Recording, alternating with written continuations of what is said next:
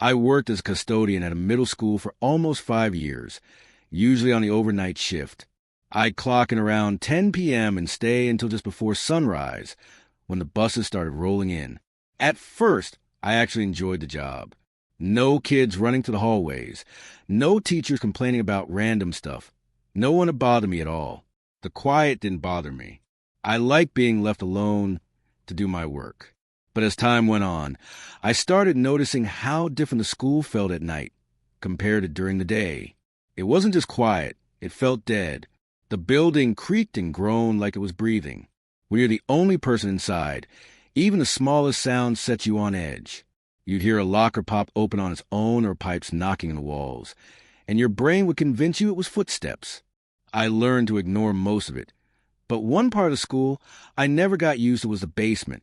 The school was old, built in the 1950s, and the basement ran underneath half the building. It wasn't finished nicely like the classrooms upstairs. It was a concrete maze of storage rooms and long, narrow hallways with pipes and wires hanging overhead. Some rooms were full of old desks. Others held boxes of outdated textbooks or broken furniture stacked to the ceiling. The place always smelled damp and musty. The fluorescent lights buzzed and flickered when they worked at all. Most of the time, you needed a flashlight just to see where you were going. When I first started, one of the older custodians warned me to avoid the basement unless I absolutely had to go down there. He said it wasn't worth the trouble and joked that it was haunted. I laughed along, but even in that first week, I noticed how uneasy I felt in that part of the building. It was like stepping into a different world compared to the bright hallways upstairs. There were nights when I'd pass the basement door and feel a chill just from looking at it. Usually I didn't have to go down there, so I avoided it whenever possible. One night, about 2 years into the job, I had a list of tasks taped to my cart. One of them was to bring up folding chairs for an event. I groaned as soon as I saw it, because the only place those chairs were stored was the basement. I remember standing at the top of the basement stairwell for a good minute, debating whether to ask my supervisor if it could wait until morning. But I didn't want to look lazy, so I grabbed my flashlight and opened the heavy door. The stairwell echoed with every step I took, my boots way too loud in the silence. I got to the bottom and flipped the switch, but only a couple of overhead lights came on, leaving most of the hallway in darkness. The smell of wet cement hit me immediately. I turned on my flashlight and started walking. The chairs were supposed to be in the second storage room on the left. The first room was full of old desks piled to the ceiling. The second door was half rusted and squealed like nails on a chalkboard when I pulled it open. Inside, the room smelled like dust and wood polish. The folding chairs were stacked against the wall in uneven piles. I bent down and started pulling them out, trying to carry as many as I could at once to minimize trips. I had just picked up for when I froze.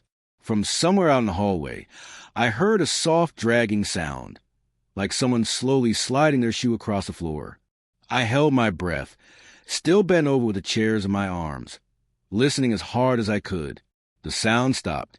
I straightened up and peeked into the hallway, shining my flashlight both ways. The beam cut through the darkness, but there was nothing there. My heart was thumping in my ears. I stood there for what felt like forever before finally telling myself it was probably just the pipes, or maybe I'd shifted a chair without realizing it. I carried the first load out into the hallway, toward the stairs. As I walked, I suddenly felt a cold draft against my face. It was completely out of place.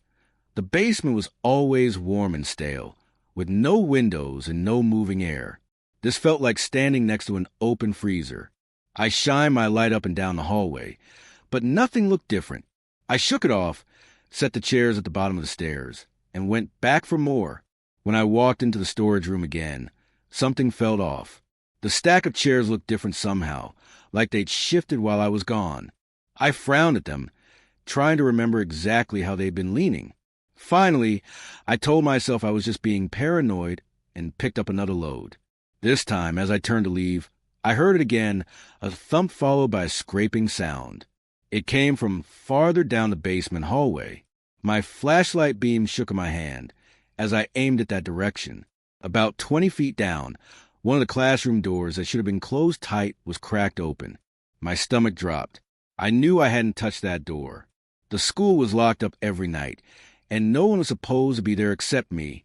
I stood frozen in the doorway of the storage room, staring at that cracked door.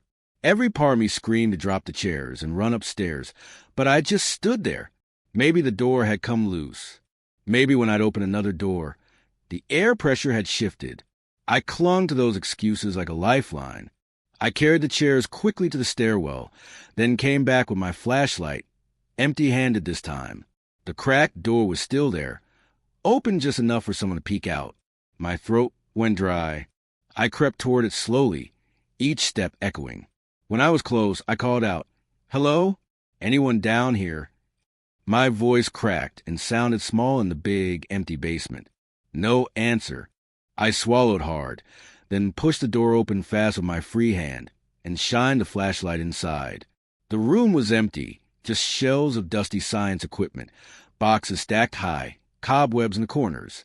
I stepped inside for a second, heart racing, listening for any sound. That's when I heard it again, a dragging shuffle. But this time, it was behind me in the hallway. I spun around and pointed the flashlight, the beam cutting down the corridor. Nothing, just shadows and concrete. But I felt it, that heavy pressure you get when you know you're being watched. My skin prickled all over. I didn't care about the chairs anymore. I backed up slowly, keeping the flashlight aimed down the hallway, and made my way toward the stairwell.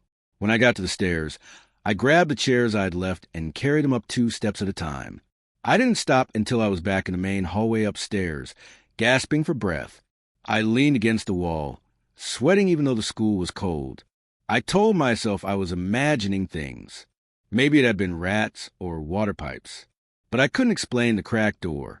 I locked the stairwell door behind me, even though I wasn't supposed to, and I didn't go back down for the rest of the night. A week later, I was mopping the hallway right above the basement stairs when I heard it again. 3 loud bangs, evenly spaced, like someone hitting the wall with their fist. The mop slipped out of my hand, water dripping onto the tiles. I froze and listened. Then I heard the basement door rattle, like someone had shoved it from the other side. My blood went cold. I didn't open it. I stood there gripping the mop handle until the sound stopped. After that, I refused to go down into the basement alone. If anything needed to come up, I'd wait until another custodian was there. I never told the others what I heard because I knew they'd either laugh or tell me it was the so-called ghost. But I know what I felt and I know what I heard. To this day, when I think about those slow, dragging footsteps behind me, I feel sick to my stomach.